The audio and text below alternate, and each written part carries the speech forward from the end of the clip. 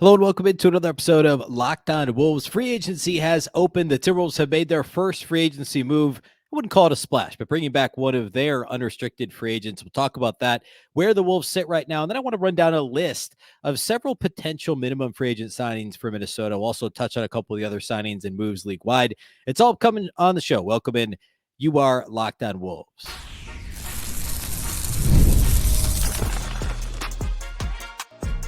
You are Locked On Timberwolves, your daily Minnesota Timberwolves podcast. Part of the Locked On Podcast Network, your team every day.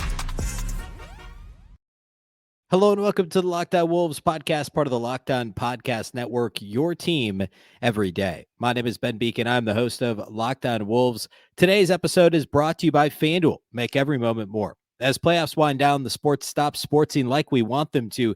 But this summer, FanDuel's hooking up all customers with a boost or a bonus daily. That's right. There's something for everyone all day, all summer long. Visit FanDuel.com/lockedon to get started.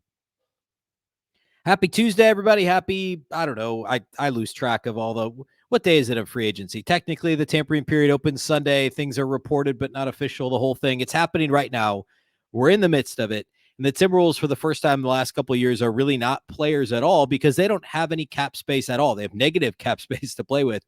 And they did make one move, which we'll talk about here in a second on Monday. And then there's also, I want to spend most of today running down a list of guys that I like that I think would fit the Wolves roster. Remember, they really do need to figure out who's the 9th or 10th guy in the rotations. We'll talk a little bit about that here on the show today. I'll hit on a couple of the other NBA moves here off the top too. So a big thank you, first of all, for making Locked On Wolves your first listen every day. Of course, this show is free and available everywhere. That includes YouTube, as well as all of your favorite audio platforms. Wherever you like to listen to podcasts, you can find Locked On Wolves. You can also watch on the Locked On Sports Minnesota app on both Roku and Amazon at Fire TV. And you can follow on X at Locked On T Wolves and also at Beecken with 2 B's, 2 E's, CKEN. All right. So the Timberwolves, their move on Monday, in case you missed it, they are bringing back Luka Garza, will be rejoining the team on actually a 2-year deal, a 2-year minimum deal. As of right now, the team has not announced it. I'm recording this late on Monday, so the team has not announced the deal yet officially. It was reported first by Adrian Wojnarowski, and I believe it was Chris Hine of the Star Trib in Minneapolis, St. Paul that confirmed that it was a minimum contract. So it should be a 2-year minimum deal. Not sure if there's an option or partial guarantees or whatever in there, but certainly that first year is going to be guaranteed for Luka Garza. And I don't really have a hot take on this one. It makes sense for everybody. I wonder if, maybe another team offered him a minimum and the Wolves said, hey, we'll tack on a second year, whatever, who knows. But Garza knows what his role is with Minnesota. He didn't play much in the G League last year, and he's not going to this year now that he's on a standard contract. Remember, he was on a 2-way deal last year, actually the last 2 years. And then last year, he was promoted to a standard NBA contract toward the end of the regular season to satisfy the roster minimum requirement. The Wolves actually still had an open spot, but they added Garza to a standard contract so he could be available in the playoffs and satisfying the roster minimum requirement. By all accounts, what the Wolves love about Luka Garza is he is a professional. He practices hard. He's a really good offensive player. Like he really would be. If he ever played extended minutes, I believe he'd be a plus on the offensive side of the ball. The problem is he's a minus on the defensive side. Yes, he still plays hard there. Yes, his positioning is generally pretty good, and he grabs a fair amount of rebounds. And he's certainly better laterally, moving laterally. He's more quick laterally than he was as a second-round pick out of Iowa, of course, having a storied college career. But he remade his body and improved his range, and added consistency to his three-point shot. And the post game didn't get worse. When he got into better shape, the post game did not get worse. So he is a plus offensive player. He's a minus defensive player, but he plays hard and he adds value on the boards. And as we've seen in, basically a small handful of games that both Rudy Gobert and Karl-Anthony Towns missed last year, and Luka averaged, 15, 16 minutes a game, something like that. It was effective. We've seen that in limited rotation minutes when guys are out, in spot duty. We've seen it going back a couple of years. Obviously, in garbage time, he dominates. And he's a valuable kind of 4th or 5th big, depending on how you want to classify, we don't see Jaden McDaniels at the 4 very often, but, however else the roster shapes out, and when Kyle Anderson was on the roster, and maybe he still will be, but probably not, he plays a few minutes at the 4. So Garza's really a 5th big is what he is. He's only going to play if 2 of your top 3 guys are out for the entire game. Because even in games where guys are in foul trouble, it's not like Garza got opportunities. He really only got opportunities when there were injuries and players were not available. And that's fine. That's the type of player he is. But in a pinch, he can give you production. You know what to expect from Luka Garza. By all accounts, the locker room loves him. The coaching staff loves him. So good for Luka Garza to work hard, a guy who a lot of people didn't think was a legit pro prospect, despite being the Big Ten Player of the Year, despite all he did at Iowa. Just, the athleticism and lateral quickness concerns primarily. But he, again, reshaped his body, became more consistent from the outside, and has been a consummate pro in the G League with the Pistons and now with the Wolves for the last 2+ years. So good for Luka Garza. Good story. A really nice player development story for Minnesota as well. And because he clearly is an NBA player now, even if it is an 11th guy, like that's to know what you have in that spot. There's value in that when it comes to Luka Garza. So good to get that out of the way. Reduces the number of roster spots still available. Minnesota has 3 spots to fill plus 2 two-way spots. So that means, we're looking at vet minimum guys, and I want to do that here in a moment. First, though, I just want to real quick, and actually, as I run through this, I'm going to run through a list of like all the reported deals, maybe not all of them, but from Sunday and Monday.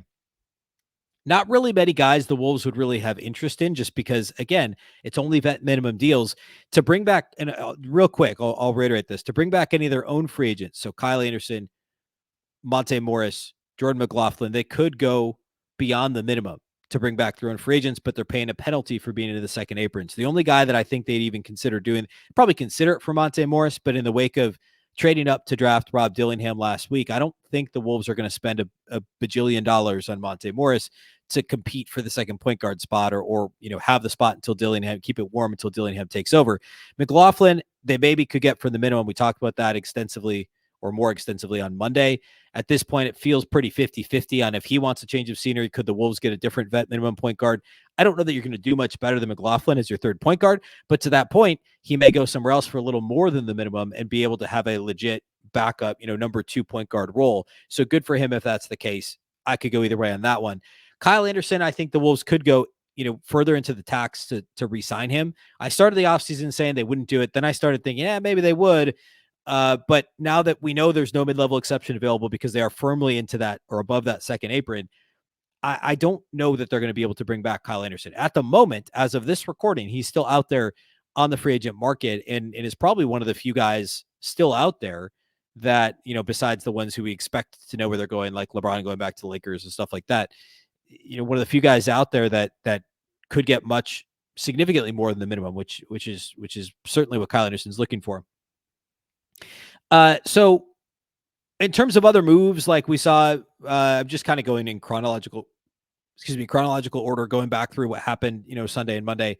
Max Christie, brother of Cam Christie, new Clippers draftee and former Gopher Cam Christie. Max Christie re-signs with the Lakers. We saw Chris Paul go over to the San Antonio Spurs in a 1-year deal, which I really like for both Paul and the Spurs. More for the Spurs than for Paul. It makes a ton of sense to put an adult in that room and to have him work with Greg Popovich will be cool, but to have him play with Wembanyama is going to be great. We know James Harden's going back to the Clippers. Some other minor things that don't affect the Wolves at all. Kevin Love going back to Miami, likely a minimum deal, but a 2-year deal. So not that he would have come to Minnesota to be their 5th big, but a player that could have theoretically fit Minnesota if the Heat didn't want to bring him back and they weren't going to bring back Luka Garza. Everybody loves a good reunion story. KCP, Kentavious Caldwell-Pope, leaving Denver to go to Orlando. That obviously not a player the Wolves could have competed for, but significant that he's not going back to Denver. We know Paul George, of course, going to the Sixers. Isaiah Hartenstein going to going to the Oklahoma City Thunder. That's a perfect fit for OKC. Player to team is about as perfect of a fit as you can find. They needed physicality. They needed rebounding. They needed some offense and also playmaking ability from their bigs. They just needed a big period beyond Chet Holmgren. The question is, can Chet play the 4 at extended minutes next to Hartenstein? I tend to think yes. I don't know how many minutes that is. It's probably 12, 14, 16 a game. So that's interesting. Let's see, what else do we have? We have Valanciunas going to the Wizards, which is weird for everybody involved. I don't really know what happened there. Najee Marshall leaving the Pelicans to go to Dallas. Dallas loses Derek Jones Jr., who goes to the Clippers. But now, shortly before recording this, find out Klay Thompson is going to the Dallas Mavericks, which is also a perfect fit in my mind for both player and team. He is kind of what that team was missing. I know they got to the finals, but losing Derek Jones Jr. is going to matter a lot. And losing both him, losing him is the biggest hits of their defense, and Klay Thompson isn't, a plus on that end of the floor at this point, but that'll be interesting to see that play out. So both Dallas and OKC get better at the moment. Golden State and the Clippers have gotten worse. There's no question about that. Although there's still some balls in the air. Again, as of this recording, we know I mentioned Paul George to the Sixers. We know Maxey resigns. We know Oubre resigns at the Sixers. The Thunder keep other rotation guys like Isaiah Joe and Aaron Wiggins. Trying to see if there's any. I don't think there's anybody else that had like a potential Wolves. Oh, DeLon Wright, I guess, signing for a year and $3.3 million with the Bucks, which is a little over the vet minimum. DeLon Wright would have been a fit in Minnesota as a backup guard, but perhaps could have a few more minutes per game with Milwaukee and probably a few more dollars with Milwaukee as well. So I guess that one's a little bit notable.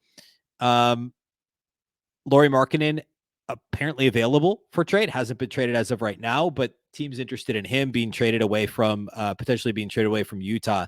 That's kind of it. Oh, Golden State added D'Anthony Melton as well, which is not nothing, but Golden State's still gotten worse without Chris Paul, without Klay Thompson. We know they've gotten worse. So pretty interesting. And that would be kind of my first couple days of free agency, quick, dirty summary is Golden State's worse. OKC's better. Dallas is likely better, I think, with the Klay Thompson addition, even though they're losing Derek Jones Jr. I would say Dallas is better. I would say Denver's worse, losing KCP. They've got other guys that are free agents as well. We'll talk about Justin Holiday here in a minute, even though he was kind of a bit player for them. But the West isn't going to be easier. It's just going to be a little bit different next year, which is to be expected. So I want to get into some potential Wolves targets. Justin Holiday will be one of them.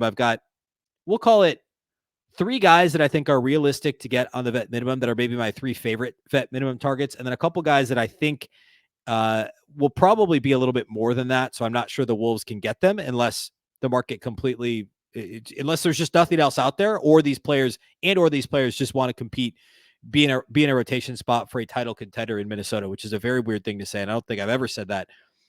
Certainly never said that on this podcast related to free agency, but there's that possibility. A couple old friends mixed in there as well. So I'm going to rattle off a few names. That's what we'll do the rest of the show here today. We'll get to all of that here next.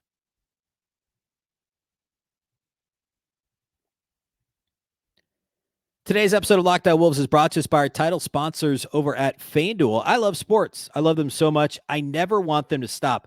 But as the playoffs wind down, and they have wound down, of course, in the NHL and the NBA, we get fewer games, and the sports just aren't sportsing like we all want them to. But FanDuel lets you keep the sports going whenever you want. All you have to do is open the app and dream up bets anytime you're in the mood. And, of course, baseball is its prime baseball season right now. A couple weeks from the All-Star break. That's always fun to check out on FanDuel. You got the home run derby. You've got the you have to be a prospect nerd to be in the futures game, but there's the actual game itself, which is fun, the Midsummer Classic.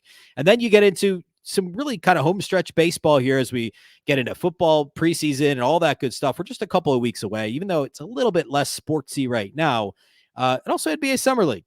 That's over at FanDuel too. I mean, check that out, right?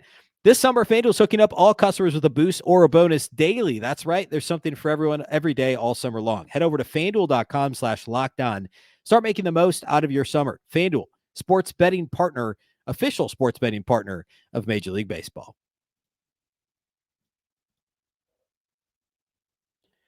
Do you watch Fox Sports or ESPN on your TV all day long? If so, no doubt you have to turn down the volume because of all the shouting. Instead, make the switch to Locked On Sports Today, a free 24/7 sports streaming channel programmed for you every day to bring you the biggest stories without all the screaming. Locked On Sports Today brings you can't-miss analysis, opinions, and news streaming 24/7 on YouTube or the free Amazon Fire TV channels app, part of the Locked On Podcast Network, your team every day. All right, so let's go ahead and rattle these off. I'll do the 3 that I like the most first. It's in no particular order beyond that. But these are the 3 guys that I think the Wolves should be able to get on a minimum deal. And they fit what I think the Wolves are likely and should be looking for. And just to kind of reset this real quickly. The Wolves, all 5 starters are back. We all know that. Naz Reid, the 6th man, is back.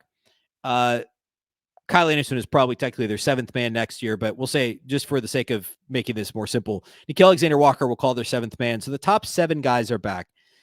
And seven of the top 8 would be another way to look at that. So 7 of the top 8 for the playoff rotation. So you've got 1 playoff rotation spot to fill. You've drafted 2 guys in Rob Dillingham and Terrence Shannon Jr. Both of those guys will have a shot at a role this year. We'll just say, again, for the sake of argument, Dillingham is the backup point guard. They basically said he will be. So that's 8 players. You're now looking at filling a 9th spot and a 10th spot. Last year at various times, these are roles that were held by Shake Milton, Troy Brown Jr., Jordan McLaughlin. Technically, I guess you could lump Kyle Anderson into the conversation as guys that were in those roles. So you're looking for 2 guys that are, unless you're buying that Terrence Shannon Jr. is one of them, but for the 9 and 10 spots, you need 2 more guys that could play rotation minutes. At the moment, if Dillingham's in that top 8, you're looking at Terrence Shannon Jr., you're looking at Josh Minott, and you're looking at Leonard Miller as possible answers for those spots. Jalen Clark, we don't know if he'll be fully ready or not. He's going to play in Summer League. We'll see. He might be. They may be counting on him. My guess is it's more of a G League start of the year, maybe midseason, late season, to seeing how he feels. But he's a fantastic defender, so I got to believe he's got a shot. So right now, if it's the Kyle Anderson role or the Troy Brown Jr. role, that's more of kind of a swing forward type, which are different roles, but that type of position, Josh Minott and Leonard Miller would have to have an inside edge. And actually Terrence Shannon Jr. as a bigger guard is kind of in that conversation too.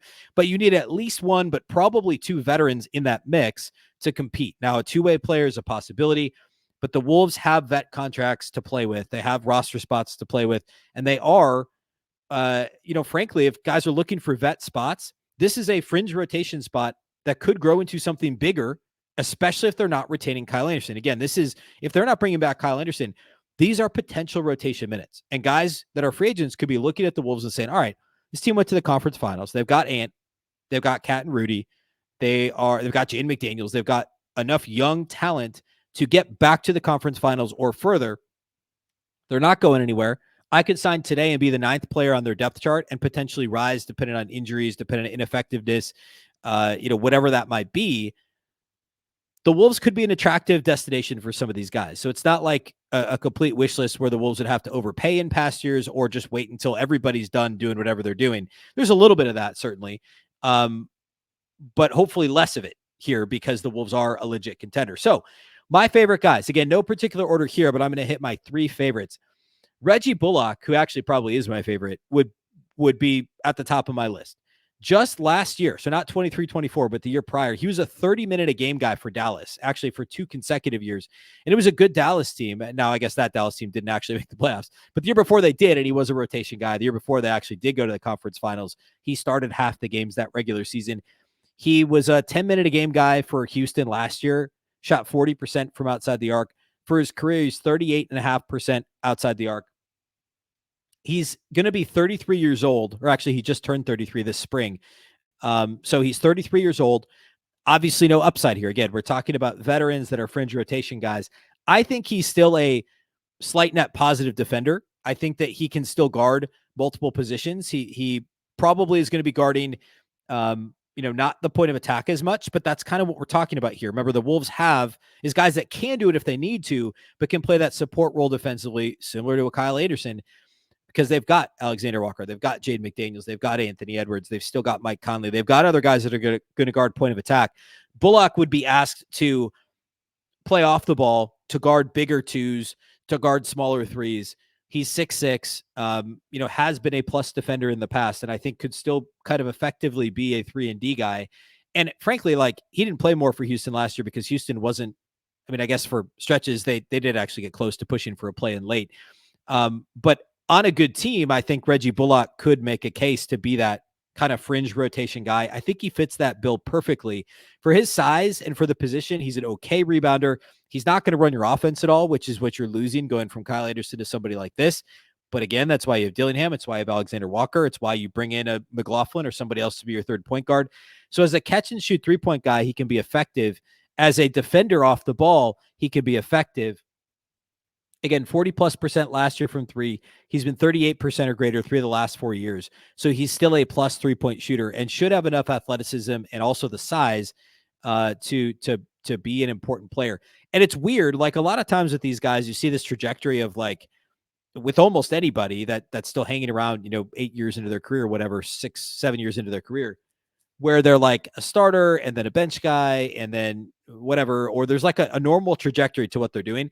Bullock was like not a rotation guy with the Clippers, goes to a bad Detroit team, works his way into a rotation, has a cameo at the Lakers, ends up with the Knicks, is kind of a fringy rotation guy there. And then all of a sudden, last year at the Knicks, first year with Dallas, he's a rotation guy in a good team.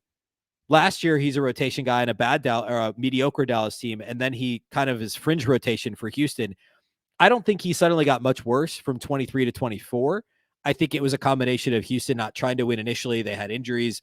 It was a weird situation. And then, he just didn't fit what they were trying to do. I think he's still got some run in him. I think he's better for more than 10 minutes a game. I don't think he's a 30-minute-a-game guy, nor do the Wolves need him to be. I think he's a 12, 14, 16 minutes if you need him type guy. There's more juice there than, for instance, what the Wolves got from TJ Warren at the end of last year. No disrespect to TJ Warren. He was more of a 3/4. Bullock's more of a 3/2, if you will. So I really like Reggie Bullock, and he's my favorite selection as a vet minimum contract guy. I think it's very likely that's all he gets on the open market this year. He's made a little bit of money in his career. His last deal that just finished. So he was a minimum contract guy last year for Houston, and he, again, didn't play a whole lot. So I think that there's still some, still a possibility that they can. I mean, he was with Dallas. He signed a 3-year. He was paid $9.5 million, $10 million. Then the next year was supposed to make $11 million last year, but he was cut after the Dallas to Spurs trade, signed to a minimum deal by Houston. So minimum is probably all he's going to get at this point. And I like Bullock as an option for Minnesota. 2 more guys I want to focus on, and then I'm going to list a few names that I don't think will work for a couple of reasons, but players the Wolves no doubt have had internal conversations about as possible adds to the roster this year. So we'll do all that here next.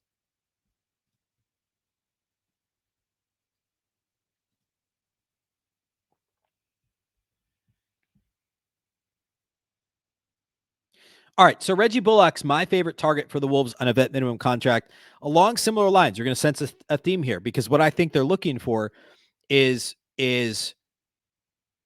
again that kind of backup swing forward type role, the Kyle Anderson type role, the Troy Brown Jr. type role. Dillingham's going to fill the Shake Milton, Jalen Noel role, if you will. And I do think they're bringing another point guard. By the way, I'm not focusing on any point guards here. Well, I guess one kind of combo guard we'll get to in a minute. But there just isn't a whole lot out there in terms of vet minimum point guards. I think McLaughlin's actually the best option. It might get more than that. Pat Bev's out there. I don't know that he's going to come for a third string role. No, nor do I don't know that anybody wants him to come for a third string role. Chris Dunn is fine, but I think he'll get perhaps a little more than the vet minimum, may find an actual backup role somewhere. There just aren't many point guard options that I love. So I'm not going to dwell too much on that, because I kind of hope it ends up being McLaughlin as the third guard again. Okay, so back to this ninth man role. Jay Crowder is another one. Again, 6'6". He's a 3 that can guard some 4s and guard some. He plays a little bit more small ball 4 than talking about Bullock. Bullock's a 3 that can play the 2. Jay Crowder is a little bit in that TJ Warren mold, where he plays small ball 4, but he can also play some 3. Played a lot of 4 for Milwaukee the last couple of years. Actually ended up starting 25 games for the Bucks last year. Only shot 35% from 3, which is not great. And his last full year before that with Phoenix, a couple of years prior, was also 35%. The year before that with Phoenix, he was 39%. Actually, for his career, this surprised me. He's only about a 35% 3-point shooter. And I think everyone kind of thought that he'd be a little bit of a better outside shooter. Never really came to fruition for Jay Crowder. Of course, a former Mike Conley and I don't know that he overlapped with Nikhil. No, he wouldn't have. Former Mike Conley teammate in Utah.